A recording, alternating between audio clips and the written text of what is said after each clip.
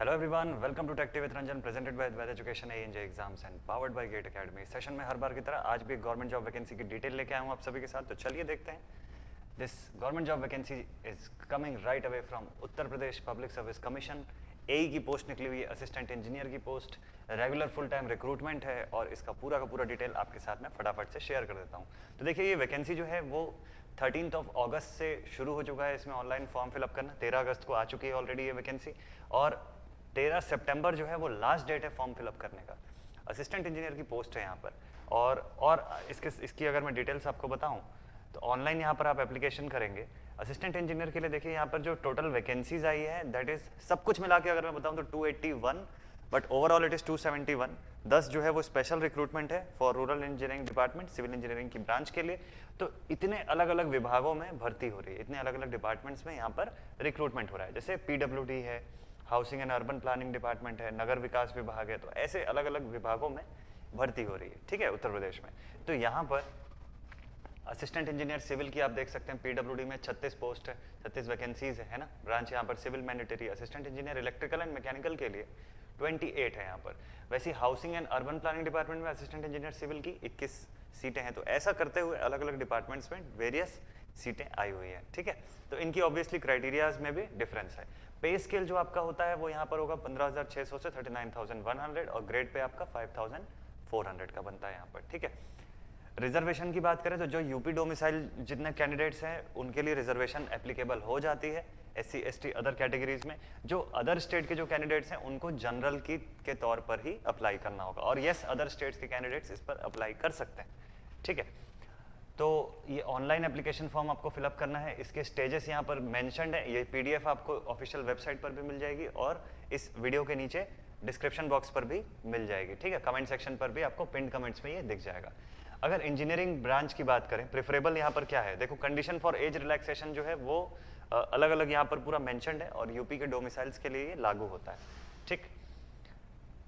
Next अगर मैं बात करूँ अबाउट द क्वालिफिकेशन, ठीक है, तो वो यहाँ पर दिया हुआ है। जैसे इंजीनियरिंग ब्रांच एग्रीकल्चर डिपार्टमेंट का दिया हुआ है, तो यहाँ पे प्रेफरेबल क्या है कि post graduate degree in agriculture and engineering. इस तरीके से बाकियों का भी यहाँ पर मेंशन्ड है। तो असिस्टेंट इंजीनियर सिविल की अगर मैं बात करूँ तो मिनिमम इसको 60% का मार्क्स का क्राइटेरिया यहाँ पर दिया हुआ है। सिविल इंजीनियरिंग जो है BE या BTech उसको परस्यू करना चाहिए उस पर्सन को, ठीक है। 60% अंकों सहित भूगर्भ, भूजल, ग्राउंड वाटर हाइड्रोलॉजी में डिप्लोमा, ठीक है, PG या डिप्लोमा इस टाइप से। तो ऐसा कंडीशन यहाँ पर रिक्वायर्ड है, ठीक है। तो अलग अलग कंडीशंस पर ये मैंडेटरी जो भी रिक्वायरमेंट है वो गिवन है सबके साथ, ठीक है। असिस्टेंट इंजीनियर आप सिविल, मैकेनिकल, एग्रीकल्चर में अगर देख रहे हैं तो यहाँ पर BE या BTech डिग्री आपकी सिविल या मैकेनिकल या एग्रीकल्चर इंजीनियरिंग में मैंडेटरी हो जाती है, ठीक है।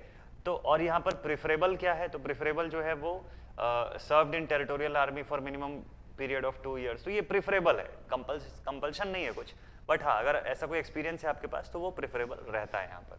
तो ऐसे अलग अलग कैटेगरी में दिया हुआ है। जैसे इलेक्ट्रिकल के लिए भी आपको दिया हुआ है, रिकॉग्नाइज्ड यूनिवर्सिटी से आपका जो इलेक्ट्रिकल इंजीनियरिंग में BE BTech डिग्री है वो होना चाहिए। प्रेफरेबल क्या है, प्रेफरेंशियल क्या है कि a candidate who has served in the territorial army for a minimum period of 2 years. तो ये प्रेफरेबल होगा। या NCC का अगर आपके पास सर्टिफिकेट है तो एडिशनल आपको इसका बेनिफिट मिलेगा, ठीक है।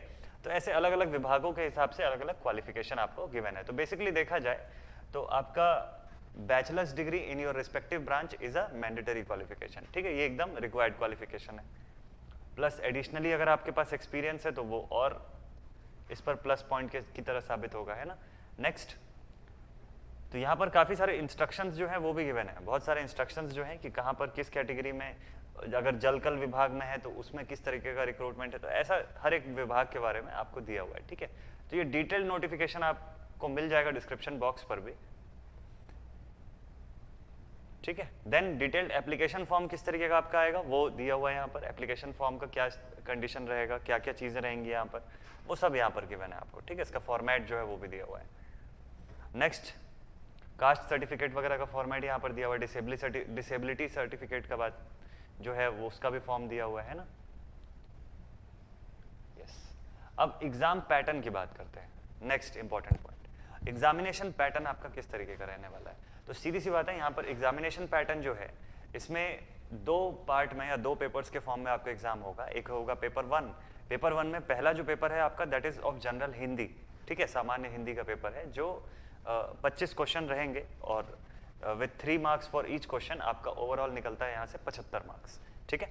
इसी पेपर 1 के अंदर आपका मेन सब्जेक्ट जो है, आप जिस भी ब्रांच के इंजीनियरिंग या आपके रिस्पेक्टिव ब्रांच जो या रिस्पेक्टिव डिसिप्लिन जो है इंजीनियरिंग की, उसके बेसिस पर 100 क्वेश्चन आएंगे। अगेन 3 मार्क्स पर क्वेश्चन होंगे यहाँ पर, तो उस हिसाब से आपके 300 नंबर बनते हैं। तो पेपर 1 सब कुछ मिला के आपका 375 मार्क्स का होता है, जिसके लिए आपको 2.5 घंटे मिलते हैं, ठीक है। 375 मार्क्स का आपका पेपर 1 है, हिंदी और इंजीनियरिंग नॉलेज का टेस्ट मिला के। नेक्स्ट दूसरा पेपर जो है आपका, वो फिर से पेपर 2, इसमें फिर से जनरल स्टडीज का पार्ट आ जाता है। जनरल स्टडीज में अभी हम लोग देखेंगे कि क्या क्या इसका सिलेबस होता है।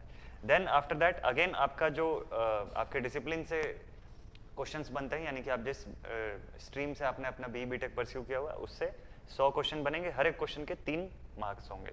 तो अगेन ओवरऑल वेटेज इसका कितना हो गया, 375 मार्क्स, फिर से 2.5 घंटे का टाइम। तो दोनों पेपर का मिला दिया जाए तो टोटल जो है आपका 375 प्लस 375 प्लस इसके साथ लास्ट स्टेप होगा इंटरव्यू। तो टोटल 3 स्टेप का प्रोसेस है आपका, ठीक है। पेपर 1, पेपर 2 और आखिरी स्टेप इज इंटरव्यू। तो सब कुछ मिला के आपका 850 नंबर का पेपर होता है, इंटरव्यू 100 मार्क्स का है, ठीक है। तो इस कंडीशन में सामान्य हिंदी इसका भी सिलेबस आपको दिया हुआ है, ठीक है। फिर सिविल इंजीनियरिंग का है, तो सिविल इंजीनियरिंग का पूरा डिटेल्ड फॉर्म में आपको सिलेबस दिया हुआ है। पेपर 1 के लिए अलग दिया हुआ है, पेपर 2 के लिए अलग दिया हुआ है। तो एकदम क्लैरिटी बहुत अच्छी रहेगी आपको। अगर आप प्रिपरेशन कर रहे हैं तो आपको बहुत बेस्ट वे में क्लैरिटी मिल जाएगी। इस पर ही आपको पूरा का पूरा सिलेबस वगैरह में मिल जाएगा। और यदि इसके बारे में आपको और अच्छे से और डिटेल्ड फॉर्म में सिलेबस वगैरह जानना है तो आप इसी चैनल पर बने रहिएगा। नेक्स्ट इसी चैनल पर बहुत ही जल्दी आपको वीडियो मिलेगा इस सेम UPPSC AE की प्रिपरेशन के रिगार्डिंग, ठीक है। तो अलग अलग ब्रांचेस की क्लासेस जो हैं वो भी आपकी शुरू होने वाली हैं, तो उसके रिगार्डिंग भी अच्छा खासा आपको इन्फॉर्मेशन मिल जाएगा। ये सिलेबस, इनका पूरा स्ट्रैटेजी प्लानिंग, ये सारा डिटेल आपको मिलेगा अभी, ठीक है। तो आप बस इस चैनल पर बने रहिएगा। सिविल इंजीनियरिंग पेपर 2 इसका भी पार्ट्स आपको पूरा गिवन है। नेक्स्ट पार्ट B जो है वो सब पूरा गिवन है। वैसे मैकेनिकल इंजीनियरिंग का भी पार्ट 1, पार्ट 2 करके पूरा दिया हुआ है, ठीक है। इलेक्ट्रिकल की मैं बात करूँ, network and system, EM theory, control system, elements of electronics, power system analysis design, elements of electrical machines, ये पेपर 1 बेसिकली एलिमेंट्री पार्ट्स को होल्ड करता है। तो यहाँ पर इन सभी सब्जेक्ट्स के एलिमेंट्री पार्ट्स का पोर्शन है। फिर इसके बाद जब पेपर 2 का पार्ट शुरू होगा तो फिर यहाँ से power electronics and drives, digital electronics, microwaves and communication, analog communication का basics, induction, special machines, power system production, switch gear, numerical methods, electrical engineering materials, elements of micro processor. तो ऐसे ये सारे के सारे सब्जेक्ट्स यहाँ पर कवर होते हैं इन पेपर 2, ठीक है। ऐसे ही सभी स्ट्रीम्स के लिए गिवन है यहाँ पर, ठीक है। तो इसको प्रॉपर आप अपने ब्रांच के अकॉर्डिंग फॉलो अप कर सकते हैं इसको, ठीक है। वैसे केमिकल का पार्ट भी यहाँ पर दिया हुआ है, केमिकल इंजीनियरिंग का भी पार्ट है, फायर इंजीनियरिंग का भी पार्ट है। तो रिस्पेक्टिव डिपार्टमेंट के अकॉर्डिंग वैसा पार्ट आपको गिवन है, ठीक है। पूरा डिटेल्ड फॉर्म में बहुत अच्छे से सिलेबस जो है वो यहाँ पर मेंशन्ड है, ठीक है। और ये इलेक्ट्रॉनिक्स का है, पेपर 1 एंड पेपर 2, ठीक है। So this was all about this UPPSC AE detail. I hope ये जानकारी, ये डिटेल आप लोगों के लिए इफेक्टिव साबित होगी। 13 September is the last date to fill the form. Form भरने की आखिरी तारीख है 13 सितंबर, तो मिस नहीं करना। अपॉर्चुनिटी अच्छी खासी है, 271 is a good number of post. Civil की भी अगर मैं बात करूँ और स्पेशल एंट्री की बात करूँ तो 281 हो जाता है पोस्ट का नंबर। और इसके लिए, इस UPPSC AE के लिए डिटेल्ड वे में और अच्छे वे में अगर आपको प्रिपरेशन करनी है, ठीक है, फर्क नहीं पड़ता आप किस भी स्टेट से हैं, ठीक है। सभी स्टेट के स्टूडेंट्स एलिजिबल हैं। क्राइटेरिया वाइज अगर आप देखें तो अगर रिलैक्सेशंस को छोड़ दिया जाए तो सभी स्टेट के जो कैंडिडेट्स हैं वो इस पर अप्लाई कर सकते हैं, ठीक है। तो प्रॉपर वे में केटर्ड कंटेंट आपके लिए बिल्कुल रेडी हो रहा है और ज़बरदस्त स्ट्रैटेजी, ज़बरदस्त प्लानिंग के साथ बहुत ही जल्दी आपको इसी चैनल पर इस UPPSC AE की प्रिपरेशन के वीडियोस मिलने शुरू हो जाएंगे, ठीक है। तो जस्ट बने रहिएगा अपडेटेड वे में और यहाँ से हम आपको बेस्ट कंटेंट और बेस्ट चीज़ें प्रोवाइड करेंगे। बहुत ही जल्दी आप लोगों के लिए क्लासरूम प्रोग्राम जो है वो शुरू हो रहा है, तो उसका फ़ायदा उठाइए, प्रिपरेशन कीजिए और ज़बरदस्त तरीके से सक्सेस पाइए। मिलते हैं आप सभी स्टूडेंट्स से नेक्स्ट वीडियो में, नेक्स्ट गवर्नमेंट जॉब वैकेंसी के साथ। Thank you very much.